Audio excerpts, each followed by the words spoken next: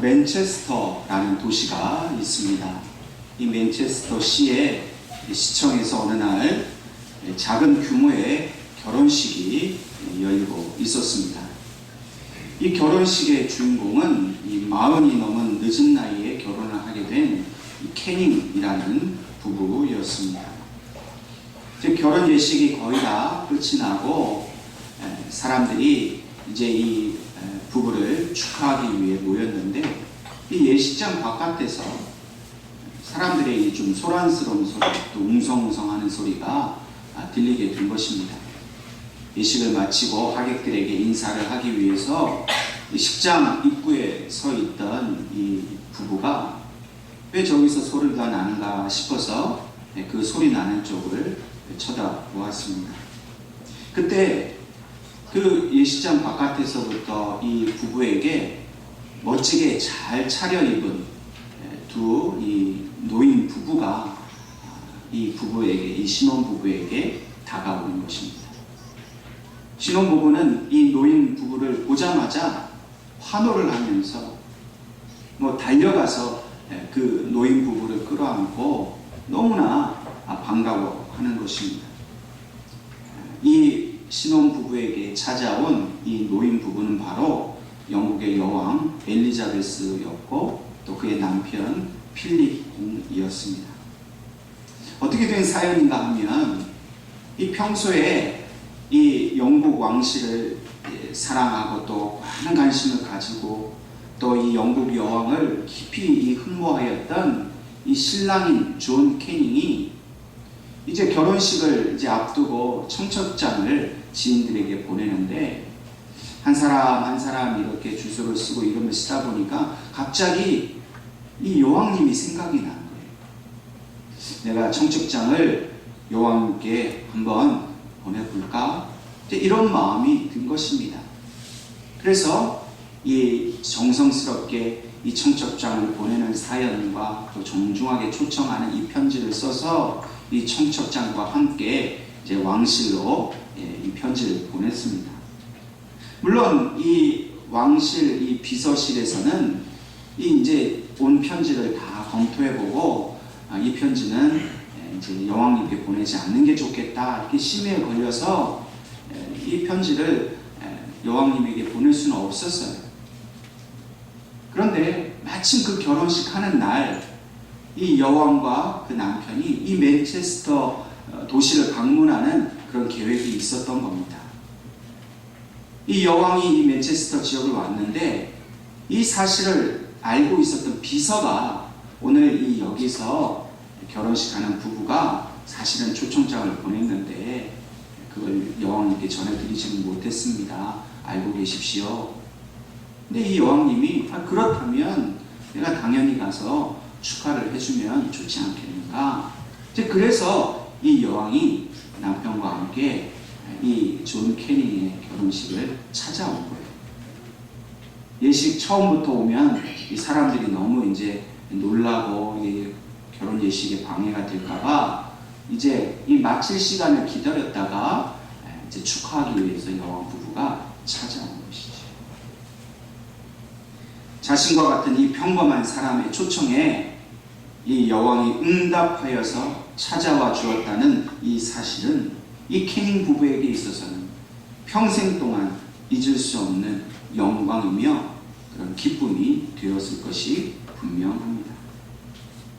오늘 우리가 누군가를 사랑하는 마음을 가지고 또 그 사람을 만나고 싶어하는 간절한 마음을 품고 산다는 것은 참 행복한 일입니다. 뿐만 아니라 더 행복한 것은 그 간절히 바라던 일이 정말 만나고 싶어하던 그 사람을 만나게 되는 일, 그것이 실제로 일어난다면 얼마나 더 행복해지겠습니까? 갈급하게 그 마음을 가지고 살아가는 사람에게는 사실 다른 것이 보이지 않습니다. 그 갈급함을 채워줄 그 대상만 바라보며 살게 되는 것이지. 여러분, 진짜 목마를 때 여러분 무슨 생각 나세요? 물 한 잔 시원하게 마셨으면 좋겠다, 이 생각밖에 없습니다. 진짜 배고플 때는요, 정말 먹을 것밖에는 생각이 안 나는 것이지.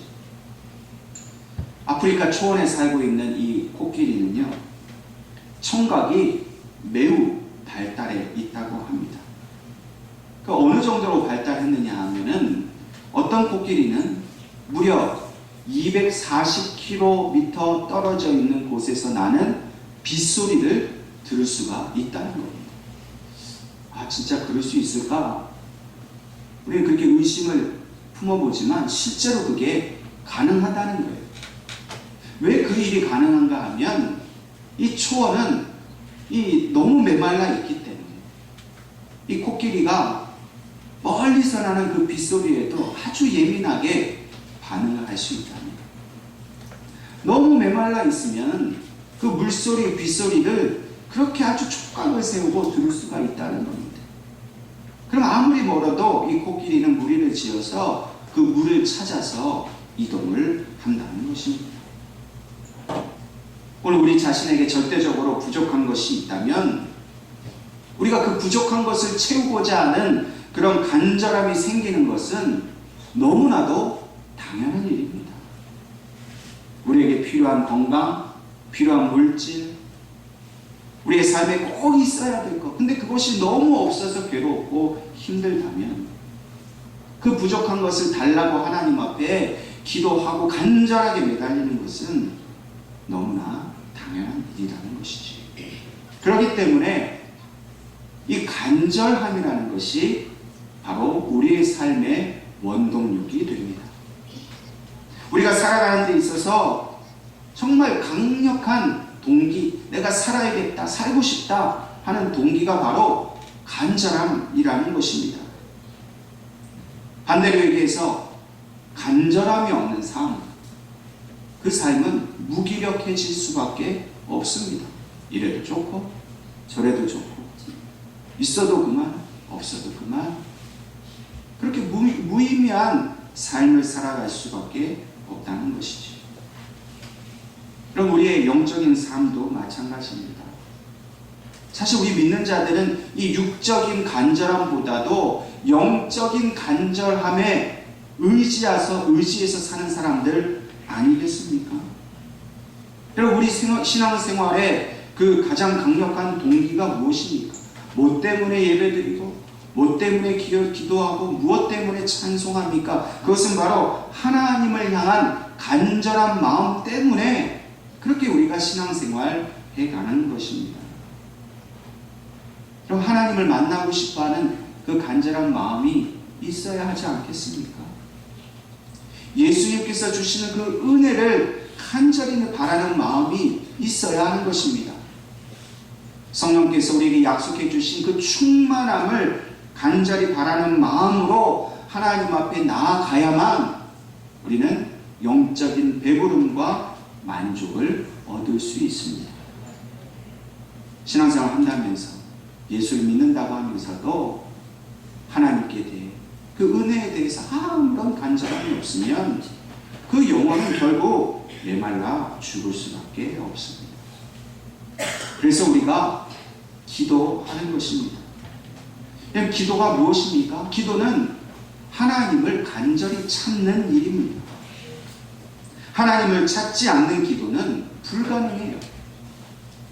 하나님을 만나고 싶어하고 하나님의 뜻을 알고 싶어하고 또 자신의 어떤 문제를 하나님께서 해결해 주시기를 간절히 바라지 않는 기도가 어떻게 가능합니까? 기도는 하나님의 뜻을 정말로 알고 싶어하고 하나님이 내 삶 가운데 와주셔서 내가 해결할 수 없는 그 모든 문제들을 하나님께서 해결해 주시도록 그렇게 모든 마음과 정성을 다하여서 오직 하나님께만 집중하여 간절히 바라는 것, 그것이 바로 기도가 아니겠습니까?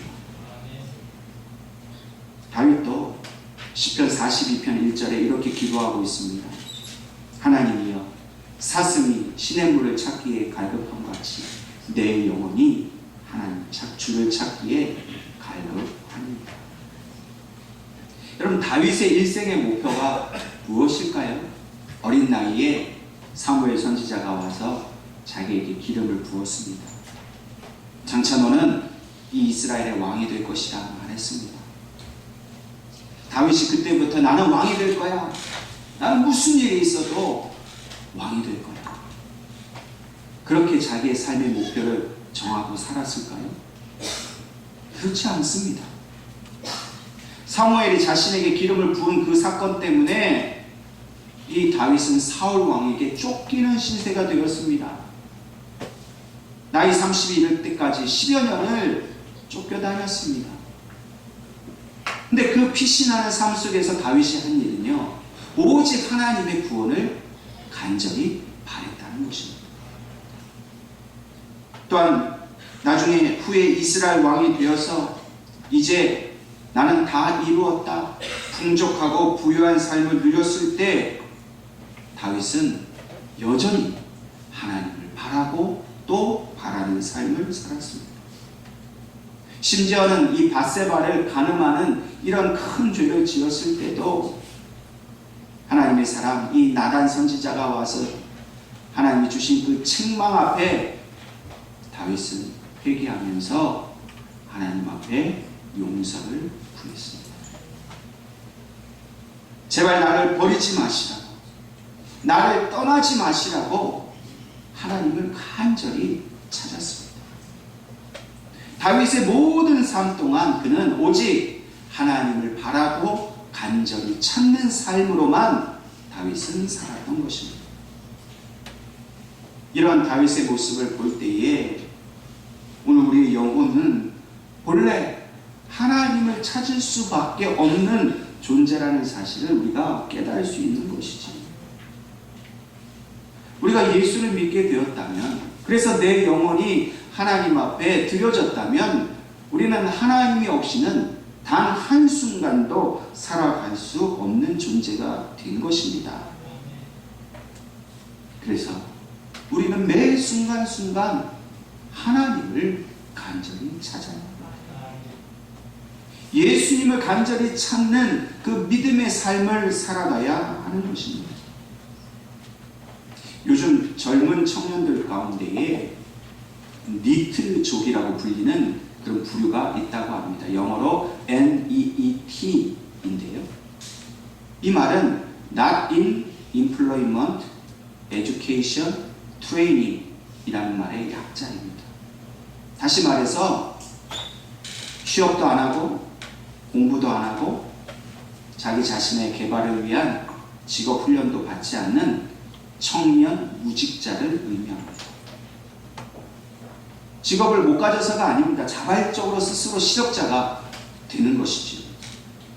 놀라운 것은 이 통계에 의하면 전체 청년 인구의 약 20% 정도가 이런 니트족이라는 겁니다. 아무런 미래에 대한 그런 꿈도 없이 하루하루 그저 부모가 주는 용돈만 가지고 시간을 허비하는 그런 청년들이 있다는 거죠. 이 청년들의 문제가 무엇입니까? 자신의 삶에 대한 간절함이 없다는 거예요. 물론 변명도 있습니다. 너무 풍족해서 상대적으로 이 부족함을 모르는 거지. 내가 애써서 뭐 간절하게 그걸 가지려고 할 필요가 없다는 거예요. 또 어떤 경우에는 나는 그렇게 한번 살아보려고 도전했는데 한두 번 실패하다 보니까 자기 인생이 완전히 실패로 끝난 것 같은 그런 패배감 때문에 그렇게 무기력하게 살아간다라고 말도 합니다. 그러나 근본적인 문제는 뭡니까? 자신의 삶을 사랑하는 마음이 없다는 거예요. 자기의 삶을 더욱더 하나님 앞에 살아가기 위한 간절함이 없다는 것입니다. 오늘 저와 여러분도 이러한 니트족과 같이 하나님을 향한 간절함이 없다면 우리가 무기력과 절망에 빠질 수밖에 없습니다.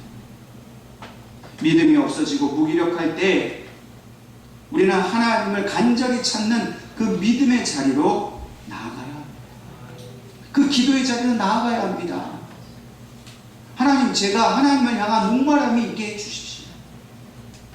하나님을 정말로 간절히 찾고자 하는 그 절박한 마음을 저에게 달라고 기도해야 합니다. 그리고 내 영혼을 하나님 손에 맡겨드려야 합니다. 오늘 함께 읽은 이 본문 말씀에는 야이로라 하는 회당장이 등장하고 있습니다. 이 야이로가 예수님을 만나게 된 아주 특별한 이유가 오늘 본문에 나오고 있습니다.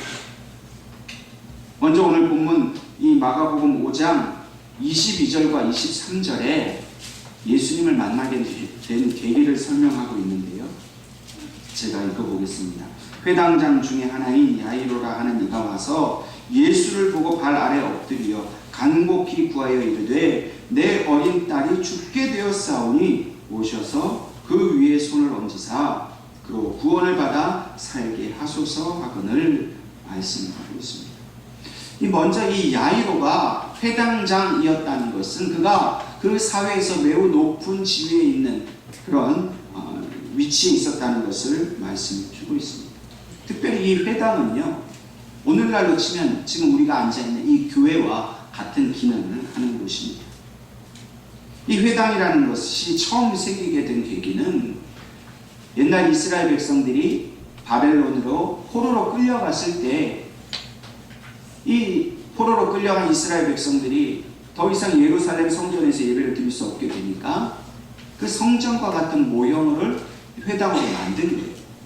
그리고 그곳에서 하나님 앞에 예배를 드리고 또 중요한 것은 그들의 후손들에게 하나님을 잊지 말라고 율법을 거기서 가르쳤다는 거예요. 물론 70년 후에 그들이 다시